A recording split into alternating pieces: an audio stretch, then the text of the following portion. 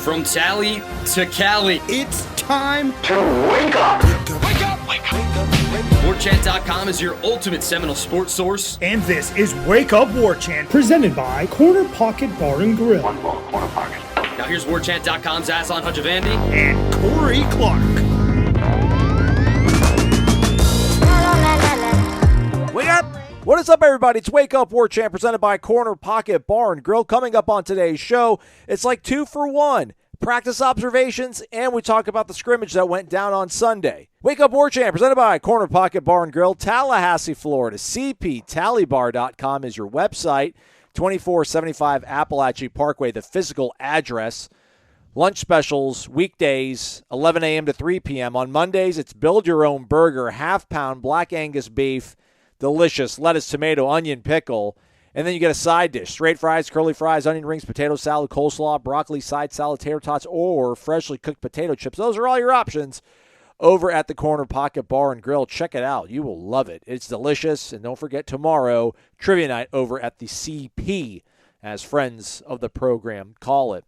Warchant.com, your ultimate Seminoles sports source. Hit the thumbs up if you're on YouTube. 5-star rating and review. Otherwise, we certainly would appreciate it. Corey, we've got our dance card has been punched, or whatever they call it, or whatever they used to say it back in the day. We've got weekend plans for the LSU game taking place on Wall Street in downtown Orlando. It's the official Camping World pregame block party. Saturday, 4 to 5 o'clock, a meet and greet over at Hooch Bar on Wall Street. I like that, Hooch. Hooch, yep. Strong. There'll be some preferred seating, we hope, for our Warchant subscribers, but best to get there early. Then at 5 o'clock, live Seminole Headlines happy hour. I'm calling it Seminole Headlines because it's going to be Jeff, Ira, and Corey to preview the FSU-LSU game. That also will be going on over at Hooch on Wall Street. And then from 8 to 10 o'clock, we'll have a private Warchant event over at the Greens, an indoor golf and golf simulator, as well as a bar. This is exclusive to our Warchant subscribers, so hurry up and subscribe so you can be exclusive and maybe get an invitation to this. This one's very exclusive. So, and then 12 to 2 o'clock pregame show Sunday on Wall Street. Jeff and Tom, they'll be on a stage outside of Hooch. So Hooch, Warchant, who loves you? Corey Clark. And then I think their postgame show is there after the game. That is correct. Gene and Tom. And Tom. Warchant.com. We got you covered. We're ready. We ready. Is Florida State ready to leave the ACC, Corey? I didn't even say that in the open, but one day away from that 15th deadline that looms. We talked a little bit about it over at the Panama City Seminole Club kickoff party Saturday at Sharky's in PCB. Shout out to everybody who was there. Too many to name. Such a strong club. Including Michael Langston, eventually. Yeah. Hey. He got there. Hey, we're allowed to take shots at our own. Well, it's like, there. Guns N' Roses coming on really late. They're supposed to be on like 10 o'clock. Like Axl not ready till 11:15 or something. Yeah, I got you. Yeah. So, I don't know. It's like 5 days now since Gene posted that update, or maybe 4 days since Gene posted that update on the Tribal Council. I don't know if we can dive fully into it, but he outlined some reasons why Florida State probably won't announce on the 15th or beforehand. Because I guess if they were to go ahead and say today, Corey, August 14th, or say it on Tuesday, August 15th, like, we out, don't want to be in this conference any longer, that would mean that they would have to find a new home by 2024. But if they were to wait until the 16th or the 17th, that would then give them enough runway to figure things out for the 2025 season. Is that accurate? Am I understanding that correctly? Well, yeah, and I think what people need to understand is and I want to read a tweet here in a second. Also, go on the website and read Ira's column about it.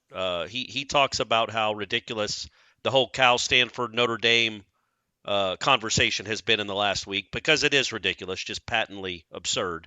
And he does a very good job of articulating it, much better than I could with my voice. Sometimes then I can be articulate when I'm writing, but when I talk, it's tough to string. We knew this though, Corey, right? Like, there's no reason to stay in this conference. If you want like a nail in the coffin, I guess maybe that's your nail in the coffin, but that, right. So never mind, everybody. Disregard Irish column. No, Don't I'm not read it. saying that. How dare you, Aslan? No, I know what you're saying. But he does a good job of explaining. Look, FSU, going back to 2014, the other presidents in the ACC wanted UConn. instead of Louisville. What would UConn have brought to the ACC, Aslan? National championship in basketball. Well, sure. You see it, and UConn's rolling in it. Yeah. Look, that just shows you kind of how out of touch they are with what really matters. And I think Ira's point, well, I know Ira's point was, it hasn't gotten better in 10 years. Even as all the leaves have changed. Everything has changed in college sports in the last 10 years, really the last 20. But even if you wanted to say, okay, your head was still sort of in the sand in 2013-14, and you were pushing for UConn instead of Louisville because UConn fit with your academic profile more. Now here we are in 2023, and we all know what the tea leaves say. We all know what's going on. We all have eyeballs, and yet they still want to add Cal and Stanford.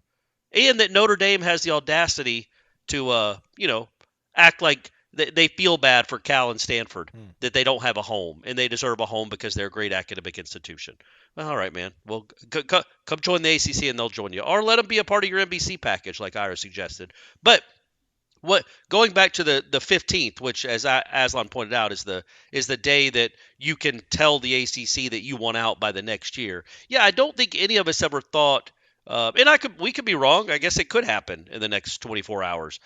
I don't think we all thought they were going to bounce this year. I did. I guess I didn't read the tea leaves correctly. But I think more than anything, it's that we look, because they even said during the meeting, the Board of Trustees meeting, it was like, by the way, there was a scrimmage Sunday night, folks. I forgot about that. We will talk about that, I promise. But they did say, look, if there's not an avenue to start making real money within 6 or 9 months, we're going to have to figure out something else to do. So I kind of thought they would give the ACC like a football season, like volley the ball over their court, see what they could do in the next 3 to 6 months. A real offer too, not like, hey, if you win the ACC championship, you get $2 million extra dollars. No, like a real incentive to stay, which they probably won't. But it doesn't change anything if they don't come out in the next 24 hours, right, and say, we're leaving.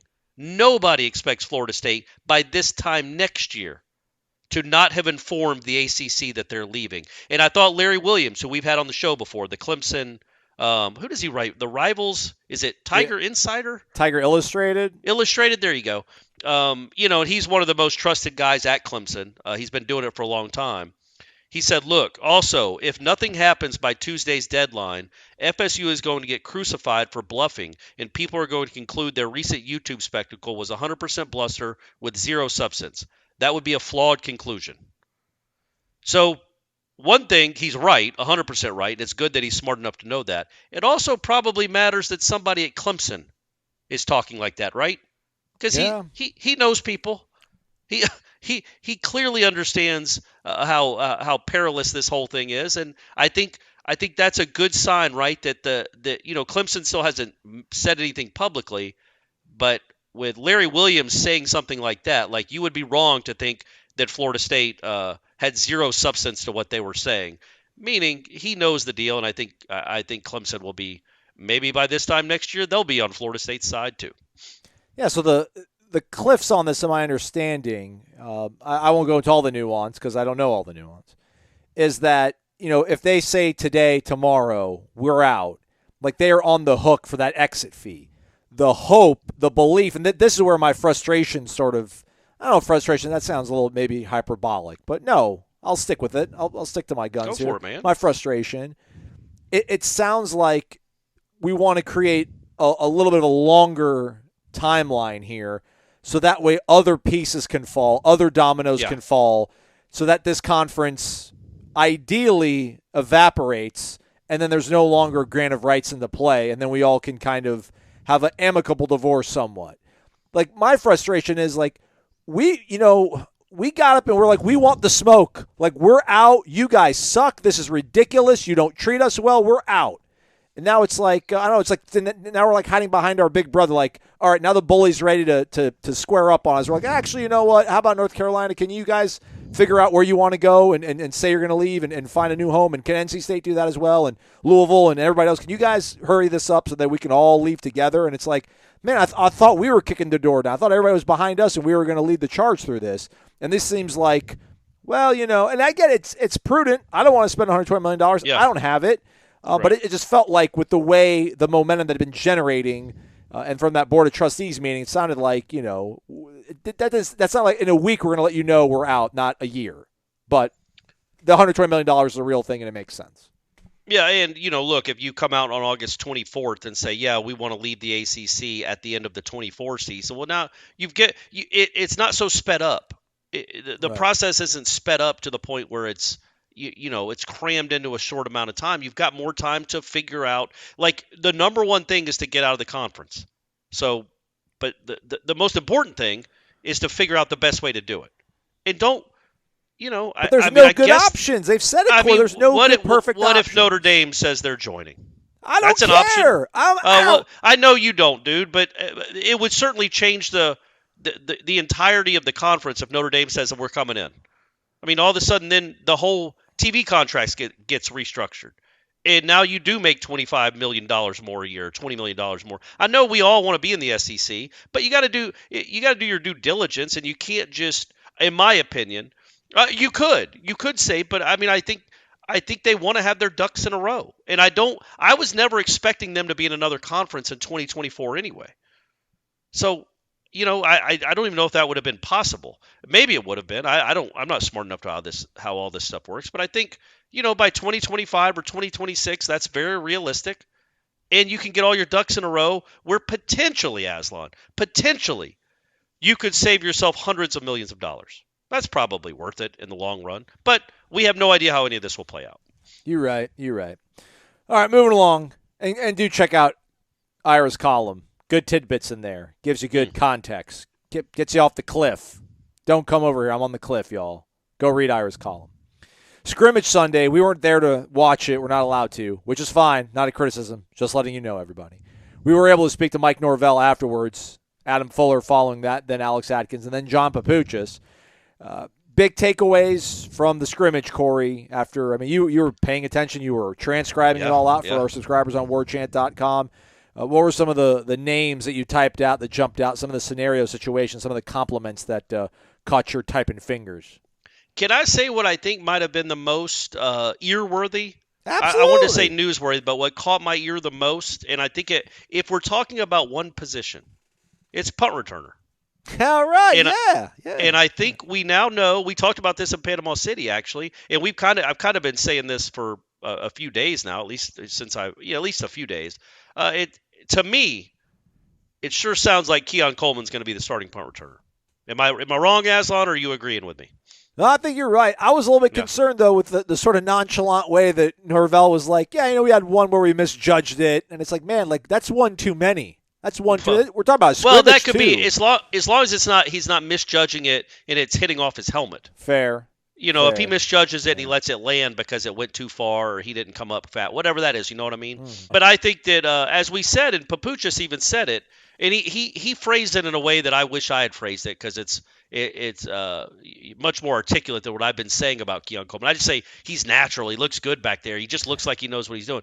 He tracks the ball well. He has got a natural ability to track the ball, and that's what Papuchis said. He just looks so natural doing it. And he wants to do it, which I wasn't sure about. Yes. You know what I mean? Like, he can do it. He can catch the ball and he can track it. He seems to have a gift there. But some guys don't want to do that, especially guys that think they're going to be NFL wide receivers. And at his size, as Ira pointed out in the press conference, there aren't a lot of 6'3" guys that catch punts. But he wants to do it, and he has the confidence to do it. He exudes confidence, is what Papuchis said. So I thought that was a big development. Nothing's guaranteed. Nothing's been set in stone. We're only in the middle of August. We still got 3 weeks until the opener. Toafili still got a shot, but it sure sounded like Keon Coleman, from Norvell and Papuchis, had worked his way into the starting punt returner role. Yeah. Sounds like goal line was something that is starting to kind of come into focus. We saw a little bit of that on Thursday in the final practice in Jacksonville. Or was that Friday? It's Friday, right? Yeah. Friday. Yeah. Friday. That's the identity is starting to kind of maybe coalesce on this defense. Adam Fuller said he likes what he's seeing from them. I saw the LSU game on the other day, and I was watching that, and tight zone, red zone might have kind of come up short sometimes for Florida State's defense. But otherwise, what did you sort of glean from that, Corey, and what that means for the defense if they're able to step up in these sort of situations where in this day and age, it almost feels like you just got to walk out of the way and let them score so you can get your team the ball back. But they're bowing up and doing things. Yeah, I mean, I don't know. Like, we don't know who the quarterback was for that drive. We certainly know if it's Jordan Travis down at the 3-yard line, he's not running, which in a game he probably would. And that's a element of a goal line attack that is really hard to stop when you have a running quarterback. It is good that they stopped him. I think Fuller said it was 4 plays from inside the 5, and the last 2 plays from inside the 2. And they stopped him both times on running plays, which is good to see. He said he liked the identity he's seeing there, which is probably the most important thing, right? It's just the identity you're building, the toughness you're building. Look, nobody's going to be great at goal line defense. It's hard to keep somebody from getting a yard or 2 yards, but you can build toughness that way. And you don't get a lot, quite honestly, when it comes to actually tackling in physical football, you don't get a lot of opportunities to show toughness in that regard during preseason practice, right? Like, I think they'll just tackle these 2 scrimmages and that'll be it until they get to LSU. So it's good that in that moment, because Fuller lamented that he didn't think they tackled great in the scrimmage, but in that moment when it mattered like that, they tackled really well. And then Norvell made sure, he's an offensive guy, to point out right away that the next time the offense went down there, they did punch it in. So there was a good back and forth between the 2 sides. Offensively, I don't know if he punched it in, but we did get context that Jaheim Bell toted the rock, which made me think about – I was watching the LSU game. Hot take here, Corey. I'm not – they won the game, so we can say this. I didn't think the pitch was that bad of a call after all. The toss to Trayshawn Ward. Okay. It wasn't like an option pitch. It was just a nice underhanded, 2-handed toss. You got to come up with that. Yeah, but again, feel like Jaheim Bell in that situation might be able to get it for you. He probably scores there. And they kept calling it a run. I assume he caught a ball in the middle of the field, like near the line of scrimmage. All right. But the way Fuller phrased it was he broke 6 tackles. Okay. And then Fuller said that Jaheim Bell came up to him afterwards and said, "You guys need to work on tackling," which Fuller said with a smile, like he said he loves Jaheim. He said he actually said he reminded him of Jamie, I assume just like a guy that loves football. It is just a straight up football player and a tough kid. He said he reminded him of Jamie, but he got a chuckle out of Jaheim coming up to him after him and telling him they need to work on tackling. But with Jaheim Bell, man, that's the stuff, and that's Norvell. Like he couldn't hide the smile. He was like, "Look, you saw it on film. It showed up on film, but to see it live and in person, it was really impressive." And so I'm assuming who knows, because we're not allowed to watch. I don't know if it was a 30-yard run or a 50-yard catch but he bounced off 6 guys, and it sounded like the whole team had a chance to tackle him and didn't. And that's the stuff that Aslan, you've sat next to me for far too long. Listening to me watch guys get tackled the very second somebody gets near them. Yep. And a lot of times with tight ends too. It's a 19-yard gain. It's a really nice play. It's a first down. But a special tight end turns that into a touchdown or maybe an extra 30 yards. And you might have that guy here. He is a guy that, he's got any cornerback that comes into contact with Jaheim Bell is going to have to dive at his legs just to have any kind of chance. Otherwise, he will embarrass them. Nick O'Leary style. And I think he's agile enough that when you do go at his legs, he can still keep his balance. He's a unique dude. But going back to the play at LSU just real quick, the problem I had with it, Aslan, was you literally could just take a knee and kick the field goal. Or do another QB sneak. There's no need to add any element of risk. And yes, Trayshawn Ward can catch a pitch, but the pitch wasn't great, and he dropped it, and he didn't get on it. And it's like, why introduce any element of risk when you literally have shorter than an extra point to win the game? Because no one's expecting it, and you could put it away. But also at that time, quite honestly, like a field goal is as valuable as a touchdown, and you could run more clock if they stop you on third down or make them burn another timeout. Even if you score in that sense, it doesn't – I mean, the game's all but over, but it doesn't do you any more good than getting tackled at the one, kicking a 20-yard field goal, and running 30 more seconds off the clock or making them burn their final timeout. That was all. Just from a coaching standpoint. But I think Norvell learned his lesson. I think the next time he gets down there, it'll be 3 QB sneaks. and then kick essentially the extra point and win the game. But going back to Jaheim, man, I thought, and Norvell also brought up Morlock, said he had a great night. Not a good night. The word was great. It said he's going to be a big weapon for them this year. Again, it just goes back to everything around Jordan Travis is at least a touch better, like the running backs. I think the running back room is a touch better than it was last year. The receiver room and the tight end room is worlds better if it stays healthy. And it was already a good offense, and he was already a very, very good to great college quarterback. So that's what excites you. But it doesn't sound like the coaches were very excited about the offensive performance. And they kept bringing up the word tempo. Did you notice that? Yes. I wrote about that. Like Norvell and Atkins both kept talking about how they didn't like the way, I assume they're talking about the quarterbacks, use tempo. Or they didn't like the tempo at times. They didn't go fast enough at times. And they kind of brought up what I always talk about, Aslan, when in practice, they don't do a lot of drives. Right. They'll just do 3 first down plays. And then 2 periods later, they'll work on third down plays. And then they'll work on first down plays. They don't do a lot of, okay, now it's 2nd and 8. Oh, you picked up 6 yards there. Now it's 3rd and 2. They don't do a ton of that.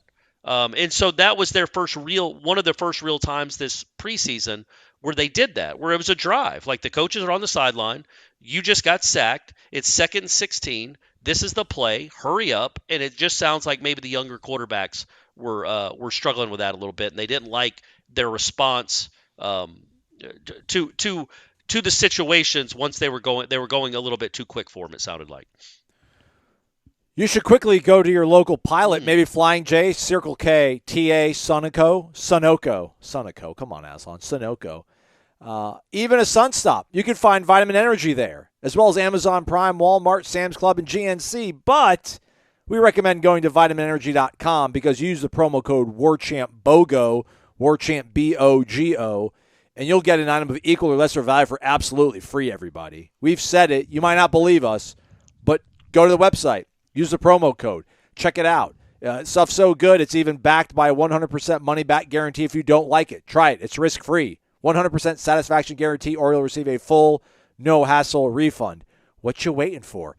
Boost those energy levels. Boost your overall health. Antioxidant support. Weight management. Immune system support. It's all in one little shot. Vitamins and energy. VitaminEnergy.com. Promo code WARCHANT, BOGO. Also, Aslan, could I say that maybe if you're in a bar or a nightclub and you pop one of those out, especially if you're in the Tallahassee area, really anywhere in the world, people are going to see the Vitamin Energy logo and say, hey, did you hear about them on Wake Up Warchant? And that's how the conversation gets going. Yeah. It makes you look like one of the cool kids that you know about Wake Up Warchant, which almost everybody does anyway. But everybody's going to associate what you're doing with being cool and listening to Wake Up Warchant, like all our friends in Panama. Well, not all of them, but most of the people in Panama City do. VitaminEnergy.com. Give it a shot. All right, let's summarize some more stuff from the summaries that Corey typed out. I asked Coach Adam Fuller about Braden Fisk. Called him the real deal. Sure did. That's a direct quote. He's the real deal. He's the real deal. Got to brush up on some technique stuff when it comes to run game, but, man, Fuller gave a lot of good stuff on Braden Fisk. He punted on my question about Darrell Jackson, which is fine. It's okay. But, man, I get more excited seeing the way Fisk was playing. I try to look a little bit more on the trench stuff when we were in Jacksonville because Tom wasn't there and you were focusing on the offensive side of the stuff. So I was able to see Fisk, just be disruptive constantly, incessantly, whether it was one-on-ones, whether it was combination stuff they were running. To hear the defensive coordinator kind of gush about him in that way makes you feel really good, whether he's the first guy off the bench, if it's going to be Josh Farmer and Fabian, or if it's going to be Braden and Fabian, or Braden and Josh. I mean, I know they want to be 5 deep there, but, man, they've got a strong 3 so far because Norvell also complimented Joshua Farmer's play, but being called the real deal. What else would you rather be called by your coach, Corey, than the real deal? The real MFing deal. Oh, okay. Maybe a curse word thrown in there would make me feel a little bit better. But other than that, yeah, that's about as good as it gets. That's about as high a praise as you're going to get. And I thought it was interesting that he said he's going to the exact quote was he's going to be a problem on third downs. And that's because I think he's as he brought up, it was in the context of saying he has great speed for somebody 300 pounds, and he does, man. There's just when you're trying to keep a guy off your quarterback, you're used to guys that are either 300 pounds or guys that are fast. You're not used to both.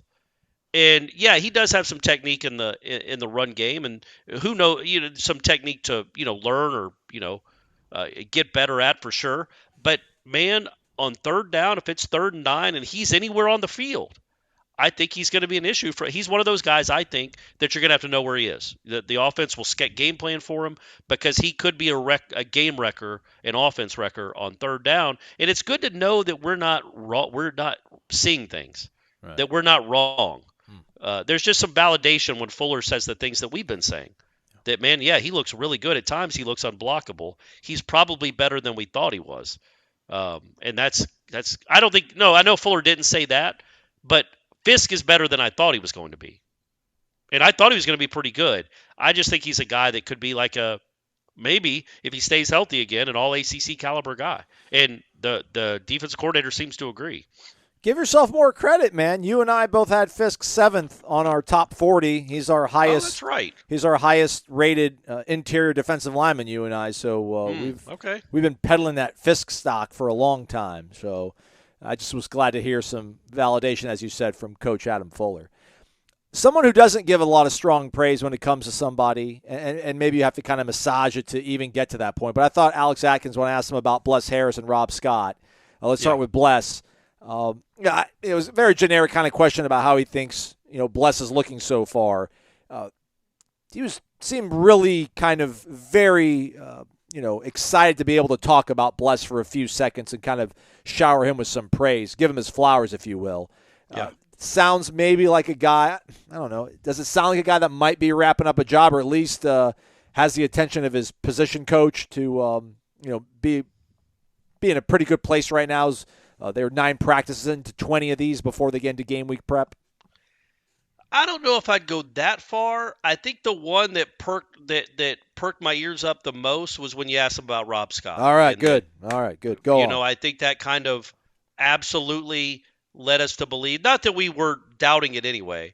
It certainly sounds like he'll be good to go, 100% ready to roll for LSU. Sounds like he's kind of good to go now, and in fact, he's out there. He's ahead of schedule, as he said. Yeah, he's ahead of schedule. So Rob Scott, I think, is the absolute. I think Rob and Maurice are the 2 absolute starters on the offensive line. All right. That we know right now. I do think it's up in the air still at some other positions. But I think that what his point with Bless Harris was the fact that he's a no-nonsense guy. He doesn't talk a lot. And how frustrating last year was to win the starting job and then miss the whole season, essentially. And then he came back even better the next year, which isn't always what happens. And so I think Atkins really appreciates that. But, yeah, I don't know that I for sure think he's going to be the starter. But I certainly wouldn't put it past him either. I just think he's still one of the guys that's in a bit of a competition. Okay. Any other things from Papuchis or Atkins or Fuller that we haven't touched on that you want to get out there in front of and let the folks know about? No, they both talked about Gilbert Edmond, that he had his best week of practice, and they really like what he's doing. Apparently, Byron Turner, Overdrive, had a really good scrimmage on Sunday night, which, again, is important. Yes. You know what you got with the top 2. These next 2, if you can have some real depth, that just, again, that makes you so much better, especially because you lost a defensive lineman you were expecting to have. Now, he's not a defensive end. Daryl Jackson was a tackle, but still, that's an element that you lost. So if you can develop some depth anywhere on the defensive line, some more depth, I think that's a big deal. And then the way that Atkins, and now that he was asked about him, but the way he talked about Keziah Holmes, and apparently, Norvell said that Keziah Holmes, I think, had 2 big runs. It sounds like, just from reading between the lines of what was said, Keziah Holmes had a long run but didn't score. And Atkins was, he loves seeing it, but he's a little bit frustrated that he didn't score or that he didn't maybe play the best after he got down in the red zone or near the goal line or whatever. But I think Keziah Holmes might play more than I expected. Okay. So watching practice and then hearing what they said on Sunday night about the scrimmage, but it also needs to be pointed out that Norvell made it pretty clear that it doesn't sound like Benson and Toafili got a ton of reps. Yeah. Because why would they? Yeah. They both played a lot of football. You're going to need a lot of at-bats from those guys and reps when the season actually starts. You don't want them tackled. But also I thought it was interesting that it sounds like at least Brock Glenn went live, and I would imagine A.J. Duffy went live too, meaning they can be tackled. And I thought Atkins had a good point about that. That doesn't happen a lot. I guess Glenn went live in the spring. Glenn went live in the spring a couple of times. But what that means essentially is usually they wear a green jersey, and they're not allowed to touch them. But in this instance, they put on a garnet jersey, or no, a white jersey, I guess. Right? Does the offense wear white? Yes. In practice? Yes. Yeah, and then they're allowed to be tackled, hit, sacked, whatever. Now, you don't want to – you're not diving at their knees, but I thought it was interesting when he talked about Glenn being live. He goes, yeah, but he goes, the thing about it is, though, it's not just the quarterbacks being live. Now, all of a sudden, the linemen know they're blocking for a quarterback that can get tackled. So that puts a little extra amount of pressure on them, knowing that they don't want to get the guy behind them actually hurt. Like if they lose a rep in a regular practice and they get beat, well, Braden Fisk is going to pull up. Jared Verse is going to pull up before they knock down your quarterback. Well, when they're live, they're live. So there is some extra pressure that goes with the running backs having to pick up a blitzer and the offensive line and the tight ends having to block. So I thought that was an interesting point about just the pressure that it puts on the whole offense when a quarterback goes live.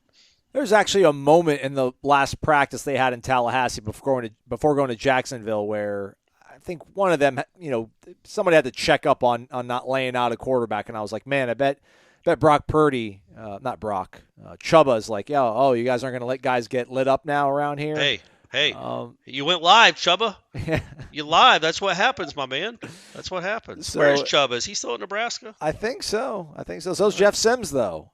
That's right. Yeah, I don't know if Chubba's going to win that job. All roads lead back to Tallahassee. But with Brock being live, I mean, you able to do a good job of all the questions and answers. But in the Brock Glenn response, he called him a very impressive freshman. That's Mike Norvell saying that. He definitely doesn't act like a freshman. For what we thought we were getting, he's probably further along. Yeah. And then Atkins commented about how tough he is.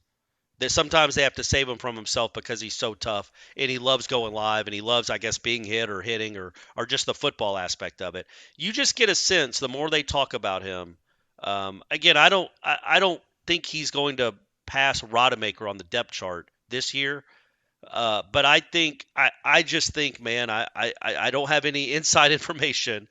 I would say he's already 3 on your depth chart, and he does have a chance at 2. And he certainly has a chance at 1 next year. Oh, I'm not. I just love what I see from the kid, man. Yeah. I just love the poise, the toughness. He's athletic. He's not Jordan Travis athletic, but he's athletic. He makes good decisions a lot of the time. Now, he's a freshman. He makes some bad decisions and some bad throws, but he just looks completely like he belongs. And I just like how far he's come in, 15 practices, whatever he's had, 20 practices. I think after he's had 70 practices, he'll look even different than he does now. A lot different, actually.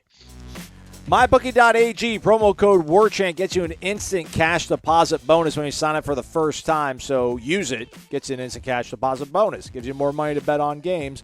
And play around in the live casino they have over at MyBookie.ag. Speaking of the Huskers, the Cornhuskers, looks like they're opening at Minnesota, and they're getting 7 points. Does Matt Rule Nebraska's, they've always at least played games close under Scott Frost. I mean, golly, you can't backslide and start losing big. They were in lose small mode, so now they got to be in win small mode.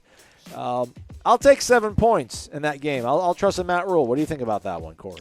I think I agree with you, buddy. I always like getting points. I have no idea about any one of those. You just heard, folks. I don't even know who the quarterback is at Nebraska. I wasn't even sure if Chubba Purdy was there. I'd forgotten Matt Rule took that job. So I'm not really dialed into the Big Ten as much as I should be, with Florida State's future up in the air. But I'm just going to go and say, I like Nebraska plus 7 on the road. Oh, man. It's at Minnesota, right? Yes. That's not exactly Hell's Kitchen. You can go in there and win a game. That's not the snake pit. So, I think Jeff Sims can get it done. All right. Florida State now is a 2.5-point underdog against LSU. Line tightening up a little bit over on MyBookie.ag. Still 56 points on the point total, so get involved. Again, MyBookie.ag. Use that promo code WARCHANT.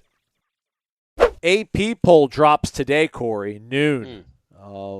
You're a Heisman voter. Do you have an AP vote? I don't, thank God. I think Ira used to have one. In fact, I know Ira used to have one because he tried to, well, it was a long, funny story he tried to explain to Jeff and I about how he voted, and it was just the most convoluted mess where he ended up saying, you put sand in a scale to weigh it, and it just lost all of us. But that was like 10 years ago, and then I think he stopped doing it because they publish your results. They publish who you voted for, and then all those fans come after you on Twitter, and it's just not worth it. But no, I would never be an AP voter. That seems like just way too much work. Half the time we're not done working on a Saturday night until 1:30. And then what, I got to go look at scores and break down box scores and then vote? Come on, who's got time for that? I remember the sand analogy metaphor fiasco. I remember that vividly. That's a good word for it. I remember that vividly. Florida State 8th, obviously, in the coaches poll that dropped last week. You see them staying, and I think the writers are a little bit more smitten with this team than the coaches are. They'll be ahead of Penn State. I think I'm gonna jump them to 6th. I think they'll have them in front of LSU and Penn State. So. All right. I don't. I think the AP voters are going to be lazy and won't have to do any research. I'm speaking as if I was one because this is exactly what I would do, and I would basically look at the coaches poll because that's a good starting point and be like, yeah, that looks pretty good. Maybe switch one or two, but I don't think there's going to be enough people that are going to look at that poll and that has Florida State at 8 and be like, no, they need to be up 4 more spots or 3 more spots. So I think they could be 7, but I think you're going to see basically the exact same top 10 that you see in the coaches poll because it's the easiest way to vote. It's the easiest thing to do. But you're a writer. You want to be a contrarian. You don't want to toe the line of these coaches. Well, you would hope, right? You would hope, but I think it'll be very close. Do you know Georgia Tech and Louisville opened the season against each other? No, I didn't know that. Thanks. I just saw that on we're recording this almost in real time, folks. Like it's going up almost as soon as we're done talking. This is the latest we've recorded in a while, and I just saw on the TV it was a promo commercial because I'm in Atlanta. Oh, nice. There's a commercial for that game at Mercedes-Benz Stadium, which I'm sure will be loaded with fans for Georgia Tech and Louisville. But yeah, so I think Florida State, the best you can hope for. 6 maybe, but I think 7 is probably the realistic ceiling you're going to get. I think USC and LSU will be ranked ahead of them for sure, and then obviously the other ones that we know about. I started this off by saying I think they'll be 6th, and you're like, oh, no way. And then you're like, they could maybe be 6th. No, I think 7 is like their ceiling. Maybe 6, you're right, but I think 7 is their absolute ceiling, and it'll probably be 8. Speaking of the writers and the AP, I probably should have mentioned this in the first segment when we were talking about realignment and all that sort of stuff. Ralph Russo on a podcast with On3's Andy Staples saying that he thinks UCF might have lit a fire under our friends at the Board of Trustees, saying, quote, I'm convinced that all this Florida State bluster is them looking at UCF and thinking they are going to be making more money than us in a few years. We cannot have this. I think the UCF piece of this really triggered Florida State a little bit. Thoughts on that? No, I don't. I mean, it's a good theory, and it is ridiculous that UCF will be making more money than Florida State in a couple of years. But no, I think if Florida State were to stay in the ACC, you were saying if they were, which they're not going to though. But I think Peter Collins alluded to it. It was really USC and UCLA that was the final straw. I think it was teetering anyway with Texas, Oklahoma, as it should have been for everyone. But I think like he said, the USC was the one that let them realize, okay, nobody is safe. Even the Big Ten is poaching teams from the alliance. Everything is all the gloves are off. We can't do this anymore. So I think it was that more than them worrying about UCF because UCF making $3 million a year more than Florida State isn't going to put them on the same map as Florida State. They're just not. I mean, it's a nice program, or they've had some nice seasons, but it's not the same sport year in and year out, decade in, decade out, that those two programs are playing. Now, UCF should get a bump because they're in a real conference now. And I guess I should, you know what I mean? Like they're in a big conference, a Power 5 yeah. conference. Yeah. But I don't think it's going to be. It's still UCF. I mean, I still think Florida State's – if UCF's making $3 million more than Florida State, I don't think there's going to be a lot of FSU commits that – 4-star FSU commits that they lose to UCF now. I don't think they're worried about UCF passing them as a – It's the principle of the matter, though, right? It's the principle of the matter. I think that's the principle of the matter is more Florida making 30 Okay. than UCF making 3. All right. But it certainly didn't help, and you could just roll your eyes and be like, yeah, even UCF's going to make more than us for a decade. For 12 more years, they're going to make more money than us. So, yeah, I can get that, why that would upset them too. I just don't think that was the trigger. I don't think that was the starting point of it. I think it was the Texas, USC, UCLA stuff. A reminder, everybody, we've got our plans in place for the Florida State LSU game, Camping World kickoff Sunday, September 3rd in Orlando. Go to wallstreetorlando.com for tickets to the event. It's $20 a head. Wasn't our call, but we'll be there. It's worth it to hear Jeff, Ira, and Corey live, everybody. But Saturday, 4 to 5 o'clock, and a meet and greet with the entire staff at Hooch Bar on Wall Street. 5 to 6 o'clock, live edition of Seminole Headlines from Hooch on Wall Street. Then we'll have a private event later on elsewhere in Orlando on Saturday night. And then game day, we'll have a pregame show, postgame show on Hooch as well. It's going to be fantastic, everybody. We can't wait to see all your faces there. So plan accordingly. We will be there. Also, we might have a live show later this week. Tomorrow, though, we'll give you our thoughts on where Florida State is in the AP poll. And I think your interview with Sammy Smith might see the light of day, Corey Clark. There we go. Nice. It needs to. Good person. And, yeah, I'm hoping he can you'll hear all about it, about his new book. But hopefully he can make an appearance with us in Orlando, too, and get you some signed copies of his new book. Oh, yeah, that's right. That is right. Stay connected to warchant.com. Plenty going up on the site after the scrimmage. Jeff Cameron Show, 1 to 3 o'clock. He and Tom share their thoughts on practice and that scrimmage. They're not practicing today. They'll be back at it Tuesday. But we'll be back at it later for you folks, dropping a show every single day this week because it's football season time. We're here. He's Corey. I'm Aslan. Thanks for listening to Wake Up Warchant, presented by the Corner Pocket Bar and Grill.